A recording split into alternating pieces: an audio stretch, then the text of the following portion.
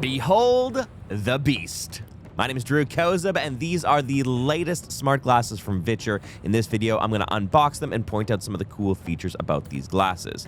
Over the last few years, I've used just about every different pair of VITURE smart glasses, so I'm coming at this with quite a bit of hands-on experience. What I'm curious about for these ones is the Beast is geared toward power users. We'll explore what that means shortly. So inside, you're going to find some product documentation, which is highlighting the on-device buttons. One of the first things I noticed was the case. This looks very different than the case that you see with the Luma series. We have like an ostrich type of pattern on there, which is very Beast-like. As we open the case, we get our first look at these new high-powered glasses. These create a virtual display of 174 inches with a 58-degree field of view. What that translates to in real-world use, your screen is bigger and sharper than other generations of VITURE glasses. There's lots of points of adjustment on these glasses, so you can tilt the armband so you have just the right angle.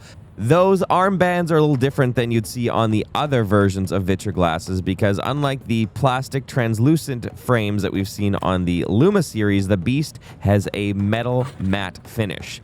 This box is very important because this is where you're going to be able to dial in different levels of comfort. You're going to see these different sized nose pads, and at first you might think, oh, the ones that are on here already feel great, but the big difference with these is they actually change the angle that the glasses sit on your face. So even if you don't think you need them, try them all. They just magnetically snap out and snap into place. It's worth taking the extra 2 minutes to try all the different fits to make sure your glasses are dialed in just right for you. That's a little cover that you can put on the camera if you want like super privacy, but then you lose some of the 3 degree of freedom features on there. And these glasses have lenses inserts because unlike other VITURE glasses, they don't have a myopia dial to adjust for vision correction.